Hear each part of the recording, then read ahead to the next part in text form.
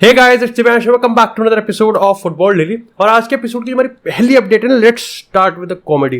ठीक है, थोड़ा कॉमेडी से स्टार्ट करते हैं यहाँ पर। Comedy nights with Divyansh Sharma. देखो पोग्बा ब्रदर्स ना भौकाल मचाया, मतलब कि पोग्बा ब्रदर्स मजे ले रहे हैं यहाँ पर, हमारे भी और एक दूसरे के भी। अभी तुमको मैंने बताया था पिछले एपिसोड्स में, मैंने कुछ एक दो एपिसोड पहले तुमको कहानी बताई थी सारी कि कैसे पोग्बा के जो बड़े भाई है वो जेल में है, पोग्बा बाहर है और ऐसा ड्रामा चल रहा है इनके बीच में कि मैं बाहर आऊँगा तो मैं तेरी फाड़ दूंगा, वो कहेगा कि मैं तू बाहर ही नहीं आएगा तो फाड़ कैसे पाएगा। लेकिन रिसेंटली यहाँ पर पोग्बा के जो बड़े भाई है ना, उन्होंने काफ़ी सारे जो क्लू बता रहे थे कि मेरे पास ये सबूत है, मेरे पास ये सबूत है, वो यहाँ पर पब्लिश कर दिए। अब वो कैसे करें ये अभी तक कहीं ना कहीं पब्लिक डोमेन में अवेलेबल नहीं है। लेकिन एक जो बड़ा क्लेम उन्होंने एक बार फिर से कर दिया ना, वो यहाँ पर ये है कि अगर तुम में से काफी लोगों को याद होगा, मैनचेस्टर यूनाइटेड वर्सेस पीएसजी का champions league round of 16 match जो कि ओले गुनार सोल्शायर के अंडर खेला गया था, वहां पर जब 3-1 से हराया था, जिसमें लुकाकू ने भी गोल मारा था, जिसमें if I am not wrong Lukaku ने 2 गोल मारे थे और मार्कस राशफोर्ड ने पेनल्टी मारी थी। वहां पर इन्होंने कहा कि पोग्बा ने ना पोग्बा ने जादू टोना किया किलियन एम्बापे पे कि वो उस मैच में ना चल पाए। मतलब यार ये सही चीज है यार। मतलब आपके सामने बस आपको अपनी टीम में पोग्बा चाहिए, आपके सामने फिर सर मैराडोना हो, पहले हो, या फिर रोनाल्डो नजारियो हो, लियोनेल मेसी, क्रिस्टियानो रोनाल्डो हो, कोई फर्क नहीं पड़ता। अगर आपकी टीम में पोग्बा है तो वो हैरी मैग्वायर के बराबर है, कोई मतलब ही नहीं है कि वो कुछ कर सके। ये तो बहुत सही चीज है यार। लेकिन अगेन यार, इसको झूठा ही बताया गया है और झूठा के साथ साथ उन्होंने ब्रैकेट में चूतिया भी लिखा है पोग्बा की जो टीम है। बाकी ये ठीक था, अच्छा था, काफी सही है। ऐसे ऐसे एक दो एलिगेशन आते ना तो हमारा ही मन लगा रहेगा। लेकिन इसी के साथ बात करते हैं थोड़ी सी सीरियस खबर से, और वो आती है यहाँ पर क्रिस्टियानो रोनाल्डो के रिगार्डिंग। अब तुमको पता है 6-7 महीने पहले जब एवर्टन गुडिसन पार्क में यहाँ पर एक मैच हुआ था between Everton versus Manchester United, जहाँ पर एवर्टन ने हरा दिया था यूनाइटेड को। वहां पर रोनाल्डो ने काफी फ्रस्ट्रेटेड फिगर से कट किया था। जब मैच खत्म होने के बाद उन्होंने उसको एक फोन को स्मैश करा था और वो फोन टूट गया था, और यहाँ पर वो एक बच्चे का था। उसके बाद यहाँ पर जो बच्चे की माँ थी उन्होंने अपनी आवाज भी उठाई थी और इसके रिगार्डिंग काफी ज्यादा हल्ला भी कटा था। बाद में रोनाल्डो ने अपना अपोलोजाइज तो किया था और यहाँ पर एज ए स्पोर्ट्समैन स्पिरिट उस चीज को मतलब उसको कंपेंसेट करने के लिए उसको ओल्ड ट्रैफोर्ड में बुलाया था एक मैच देखने के। लेकिन जहां तक मेरे को याद है, आई थिंक उसके बच्चे की माँ ने वहां पर उस चीज को मना कर दिया था, उस ऑफर को। In my opinion I think definitely आप कितने ही बड़े प्लेयर हो, लेकिन आप ऐसा नहीं कर सकते किसी भी तरीके से।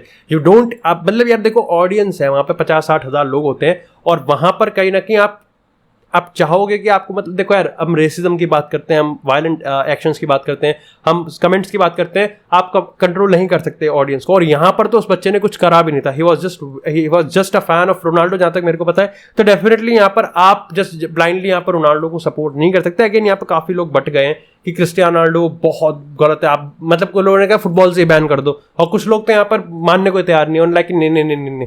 तो आप दोनों तरफ से एक्सट्रीम ना बने, ज्यादा बेटर है। लेकिन इसके केस के रिगार्डिंग यहाँ पर जो अपडेट आया है वो ये है कि अब एफए ने इसके रिगार्डिंग अपना डिसीजन सुना दिया है। उन्होंने इन्वेस्टिगेशन को वापस से ओपन करके ये बताया है कि E3 code of conduct E3 rule के हिसाब से उसको यहाँ पर वायलेट किया गया, और रोनाल्डो का जो एक्शन था वो इम्प्रॉपर था और वायलेंट भी था। और इसके रिगार्डिंग हम यहाँ पर बहुत जल्दी डिसीजन ले सकते हैं और रोनाल्डो को पनिशमेंट मिलने वाली है। अब इसके रिगार्डिंग देखो, अगर फुटबॉल टर्म्स में कहूं तो अच्छा होगा अगर रोनाल्डो को डोमेस्टिक फुटबॉल से बैन नहीं किया जाएगा। पता नहीं कितने नंबर ऑफ मैचेस के लिए यहाँ पर प्रीमियर लीग में बैन मिल सकता है। लेकिन यहाँ पर यूनाइटेड का जो स्टैंड है वो यहाँ पर सिंपल सा इतना है कि वो रोनाल्डो के काउंटर कमेंट या फिर जिस तरीके भी कमेंट आएगा, मेरे को लगता है काउंटर तो नहीं आएगा, क्योंकि डेफिनेटली यार रोनाल्डो ने देखो जब अपोलोजाइज कर लिया तो इससे ज्यादा कुछ नहीं कर सकता। अब आप कह सकते हो कि इंटेंशनली था, अनइंटेंशनली था, लेकिन दोनों ही केसेस में ये चीज तो आपको कंट्रोल करनी ही पड़ेगी। You are Cristiano Ronaldo, you are one of the GOAT. आप ऐसा नहीं कर सकते, चाहे आप 1-0 से आ रहे हो, चाहे आप 10-0 से आ रहे हो, you can not do this thing. And me being a Ronaldo die-hard fan, मैं इस चीज को मानता हूं। तो डेफिनेट देखो, मेरे हिसाब से तुम अगर स्टोरी को सुनोगे ना तो तुम्हारा ओपिनियन अपने आप बन जाएगा। एंड नेसेसरली उसको ये नहीं होना चाहिए कि आपका ओपिनियन थोड़ा अलग है तो रोनाल्डो के हेटर है, आपका ओपिनियन तो आप रोनाल्डो के लवर है। आप ट्विटर पे जाने से पहले अपना ओपिनियन बना लोगे, ज्यादा बेटर रहेगा। ट्विटर पे जाने के बाद ओपिनियन बनाओगे फिर उसका कोई फायदा नहीं रहेगा। लेकिन यहाँ पर कमेंट आएगा रोनाल्डो का, डेफिनेटली मेरे को लगता है कि इन सपोर्ट ही आएगा फैमिली के और एफए के, वो इस चीज़ को मान लेगा और इसमें ज़्यादा कुछ होगा नहीं। और तभी यूनाइटेड ने यहाँ पे रोनाल्डो के रिगार्डिंग ही स्टैंड रखा है कि जो उसका कमेंट होगा यूनाइटेड रोनाल्डो के साथ ही खड़ी है।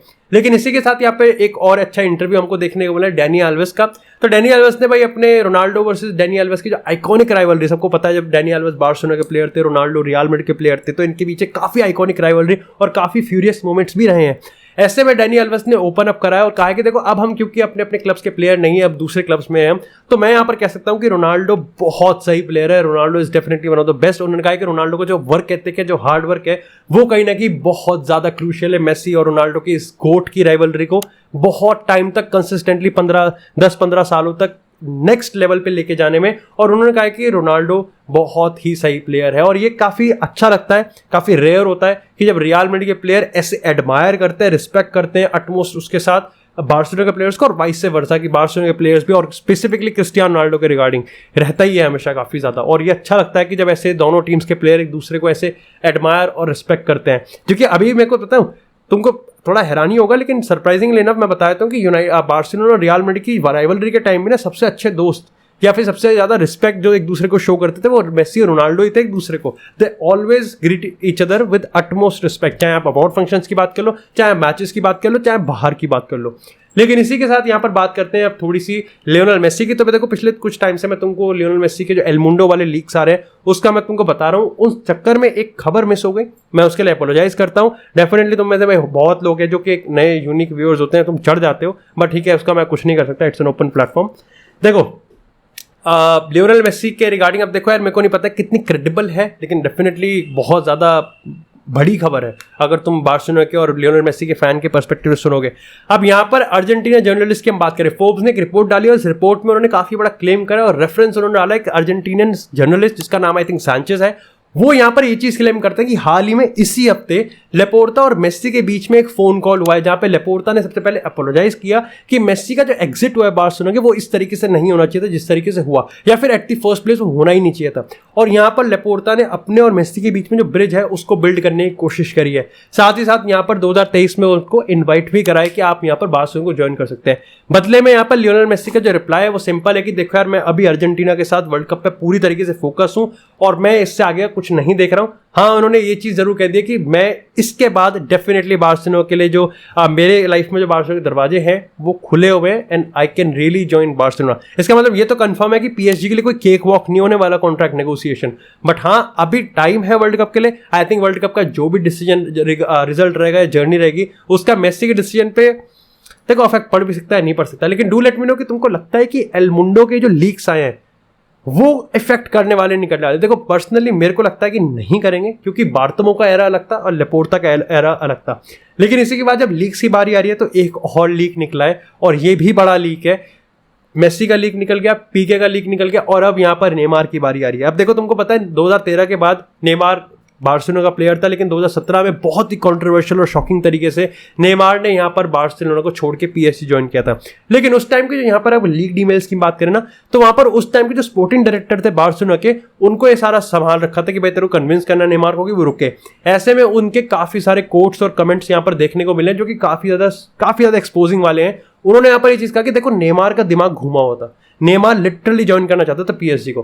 वो ये कहते हैं कि नेमार को ये लगता था कि उसकी लाइफ में जो बहुत पर्सनल प्रॉब्लम्स हैं और स्पोर्टिंग प्रॉब्लम्स है ना, वो बार्सिलोना में रह के हुई हैं और ऐसे में वो पीएसजी में जाके उसको सॉल्व कर सकता है। और यहाँ पर काफी लोग प्रिज्यूम कर रहे हैं कि जब मेसी के शैडो में खेलने वाली प्रॉब्लम थी ना, और जो बैलन डोर ग्लोरी की बात है वो नेमार को कहीं ना कहीं खटक रही थी। लेकिन डेफिनेटली हम इस पे कंक्लूजन पे इतनी जल्दी कूद नहीं सकते।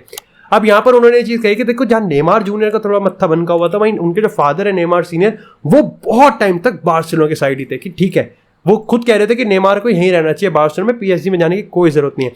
लेकिन द मोमेंट यहाँ पर डिटेल्स लीक हुई कि पीएसजी ने 65 से 70 million signing on bonus Neymar को और 222 तो बार्सिलोना को दिया ही दिया था, नेमार जूनियर के जो फादर है उनका स्टैंड भी चेंज हो गया और वहां पर उन्होंने भी अब इस चीज को सपोर्ट करा कि नेमार पीएसजी को ज्वाइन कर सकता है।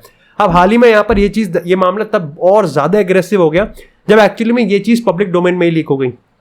जब प्रेस को ये बात लीक हुई कि नेमार को 65-70 मिलियन साइनिंग ऑन बोनस मिला है, तब यहाँ पर नेमार जूनियर के जो फादर है उन्होंने बार्सिलोना को ये धमकी दी थी कि ये जो हुआ है ना वो बहुत एम्बैरेसिंग है, ये बहुत बेकार चीज तुमने करी और अगर मैं आज भी जाऊँ ना तो मैं नेमार का कॉन्ट्रैक्ट बार्सिलोना के साथ लीगली खत्म कर सकता हूँ और तुमको 222 में से एक फूटी कौड़ी नहीं मिलने वाली। मामला इतना ज्यादा गर्म हो गया था, लेकिन फॉर्चुनेटली ना यहाँ पर डेफिनेटली बार्सिलोना फिर मतलब देखो यार, इतनी लड़ाई में फिर नेमार ने पीएसजी को ज्वाइन किया, बार्सिलोना को उनका पैसा मिल गया और यहाँ पर बहुत कॉन्ट्रोवर्शियल तरीके से और काफी आप कह सकते हो कि वो चीज होती है ना कि यार हुआ तो बहुत कुछ बड़ा है लेकिन हमको ज्यादा पता नहीं चला, उस तरीके से उस वे में यहाँ पर नेमार ने पीएसजी को ज्वाइन किया।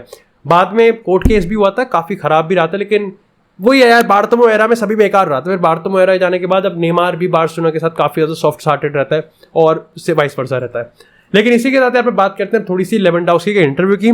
तो देखो ये तो सबको पता है कि लेवेंडोव्स्की का जो ड्रीम क्लब था वो रियल मैड्रिड था एक टाइम पे, और ये किसी से छुपी हुई नहीं है। साल 2018 में जब रोनाल्डो ने रियल मैड्रिड को छोड़ा था, तो उस टाइम जब बायर्न में खेल रहा था लेवेंडोव्स्की, बहुत क्लोज सोर्सेज ने एक्चुअली में ऑन कैमरा ऑन रिकॉर्ड ही कहा था कि लेवेंडोव्स्की का ड्रीम है रियल मैड्रिड के लिए खेलना, और ये था भी। रियल मैड्रिड मानती थी कि रोनाल्डो के जाने के बाद लेवेंडोव्स्की कर सकता है, लेकिन ऐसे में जब Karim Benzema post Ronaldo era में करीम बेंजेमा ने अपने आप को जिस तरीके से किंग बनाया है, अपने आप को जिस तरीके से मेंटेन रखा है, कहीं ना कहीं जरूरत पड़ी ही नहीं।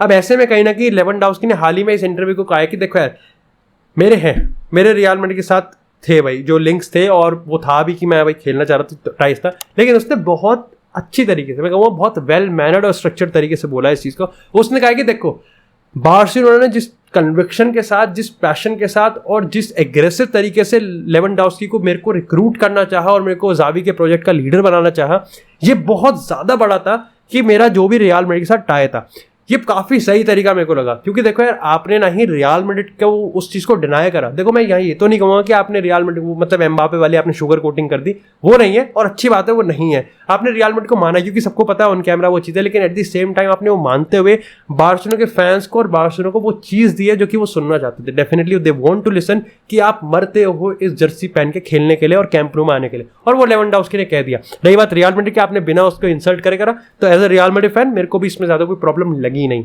लेकिन इसी के साथ हमें बात करते हैं थोड़ी सी इंजरीज की। देखो इस समय इंटरनेशनल ब्रेक चल रहा है, जितना इंटरनेशनल ब्रेक बोरिंग है, इंटरेस्टिंग है, सबका अपना अपना पर्सनल ओपिनियन है, लेकिन डेफिनेटली क्लब फुटबॉल की बात करें, उस रेफरेंस में बात करें, तो कोई चाहेगा नहीं कि उसके क्लब क्या हो गया, कोई चाहेगा नहीं कि उसके क्लब का प्लेयर यहाँ पर इंजर्ड हो जाए। अब ऐसे में कहीं ना कहीं यहाँ पर बार्सिलोना के 3 प्लेयर्स यहाँ पर इंजर्ड हो चुके हैं और रियल मैड्रिड के भी। अब सबसे पहले मैड्रिड की बात करते हैं तो डेविड आलाबा को इंजरी हो रही थी, लेकिन अब कहीं ना कहीं मार्सा ने इस चीज़ को कंफर्म कर दिया कि अब ऐसा सीन नहीं है। इवन दो वो ऑस्ट्रेलिया की टीम के जो नेक्स्ट मैच है वो नहीं खेलेगा, लेकिन अभी वो वहीं पर है और रियल मैड्रिड के साथ उसको कोई दिक्कत नहीं है, वो आएगा और खेलेगा, कोई दिक्कत वाली बात नहीं है। बात करें बार्सिलोना की तो वहां पर मामला थोड़ा डगमगा गया। सबसे पहले हमको जुल्स कुंडे की खबर मिलती है कि वो 3-4 हफ्ते के लिए बाहर हो चुका है, यानी कि मोस्ट प्रोबेबली वो एल क्लासिको मिस करने वाला है। और उसी के बाद यहाँ पर अराउओ का केस यहाँ पर सामने आता है कि वो भी अब यूरो के से वापस बार्सिलोना में आ चुका है, लेकिन ऐसे में उसको यहाँ पर इतना टाइम नहीं लगेगा। वो मोस्ट प्रोबेबली यहाँ पर एल क्लासिको तक फिट हो सकता है, और अगर वो एल क्लासिको से फिट हुआ तो डेफिनेटली वो अपनी स्टार्टिंग 11 में जगह बना रहा है। एक और चीज़ है वो है यहाँ पर फ्रैंकी डियोंग का, वो भी अब नेदरलैंड से वापस से बार्सिलोना आ चुका है। यहाँ पर भी कोई ज़्यादा सीन की बात नहीं है, 1 हफ्ते का सीन है, उसको कोई मसल स्ट्रेन वगैरह नहीं है। देखो टू बी वेरी ऑनेस्ट, देखो ये प्लेयर मेरे को लगता है स्टार्टिंग 11 में आ जाएंगे। रही बात जुल्स कुंडे की, तो मैं ये नहीं कहूँगा कि जो प्लेयर्स अवेलेबल हैं वो जुल्स कुंडे के लेवल पे हैं, बट डेफिनेटली अगर हम क्रिस्टेंसन की बात करते हैं, अगर हम बात यहाँ पर पीके की करते हैं, तो अभी ज़ावी के अंडर हम देखें तो उन्होंने कुछ ऐसा बहुत गलत काम नहीं करा है कि हाँ ठीक है वो अपनी जगह स्टार्टिंग 11 में नहीं बना सकते। लेकिन इसी के साथ यार बात करते हैं थोड़ी सी एम्बापे वर्सेस केएफसी को लेके। अब हाल ही में ना तुमको पता है एम्बापे और फ्रांस फुटबॉल फेडरेशन के बीच में ब्रांड इमेज को लेके काफी ज्यादा कन्फ्रंटेशन चल रहा है, लेकिन इस मामले में केएफसी अपना हाईलाइट तब बन जाता है जब केएफसी फ्रांस के जो वाइस प्रेसिडेंट है उन्होंने ये चीज कहा कि देखो हमने पैसे बहुत पर्टिकुलर काम के लिए दे रखे हैं, हमको नहीं पता उनके कैंप में अगर रैंडी ऑर्टन वाली रोना हो रहा है, ऐसे में हमको तो अपना काम निकलवाना है, और अगर एम्बापे नहीं करता है तो हम यहाँ पर लीगल केस उन पर ठोक सकते हैं और हम उनको कोर्ट लेके जाएंगे। ये चीज बहुत बैडली रिसीव करी एम्बापे ने, फ्रांस टीम ने, फेडरेशन ने और जनरल पब्लिक ने भी कुछ बेकारी करा। देखो यहाँ पर अब होता ही है कि इसके बाद केएफसी अपना क्लैरिफिकेशन देता है, उन्होंने कहा कि नहीं नहीं देखो ये उसके पर्सनल व्यूज थे, हमारे ब्रांड के व्यूज नहीं थे और हम ऐसा कुछ नहीं करने वाले, जो कि उनको कहना भी था। ऐसे में यहाँ पर तीनों पार्टी इस समय बैठ के डिसाइड कर रही है कि क्या करना चाहिए, और अब बताया जा रहा है कि तीनों ही सॉल्यूशन ढूंढना चाह रही है और तीनों ही अपने अपने स्टैंड को लीनियंट रखना चाह रही है। देखो यहाँ पर काफी लोग किलियन एम्बापे को सपोर्ट करते हैं, मैं भी करता हूँ, लेकिन काफी लोग उसको हिपोक्रेट भी बताते हैं, क्योंकि हाल ही में एक कंपनी थी Sorare, if I am not wrong, और उसके साथ जून में उनका ब्रांड एम्बेसडर एम्बापे बने। अब वो कंपनी बताती है अपने आप को पैसा पता नहीं कुछ एनएफटी कंपनी बताती है, लेकिन अगर हम बात करें स्विट्जरलैंड की तो वहां पे उसको गैम्बलिंग टैग करके ना, गैम्बलिंग कंपनी टैग करके उसको बैन कर दिया गया। और अगर हम यूके की बात करें तो वहां पर भी उसको गैम्बलिंग कंपनी के तौर पर देख के उन पर इन्वेस्टिगेशन चालू कर दिया। तो एक तरीके से आप गैम्बलिंग को सपोर्ट भी नहीं करना चाह रहे, मतलब फास्ट फूड या फिर हम गैम्बलिंग की बात करें, और वहीं आप गैम्बलिंग एप्स के ब्रांड एम्बेसडर बने हुए हैं। काफी पेचीदा मामला है, बट लेट्स होप कि यहाँ पर जो भी हो वो फ्रांस फुटबॉल के हक में हो, क्योंकि वर्ल्ड कप आ रहा है, ठुक जाएंगे बहुत गंदी तरीके से, और वर्ल्ड कप कर्स तो तुमको पता ही है। लेकिन that's it for this episode guys, I hope आपको एपिसोड पसंद आया। एपिसोड पसंद आया तो एपिसोड को लाइक करें, चैनल को सब्सक्राइब करें। आपको इस फुटबॉल से एक्सक्लूसिव कंटेंट चैनल पर मिलता रहेगा। तब तक के लिए stay tuned, stay safe and I will see you in the next episode.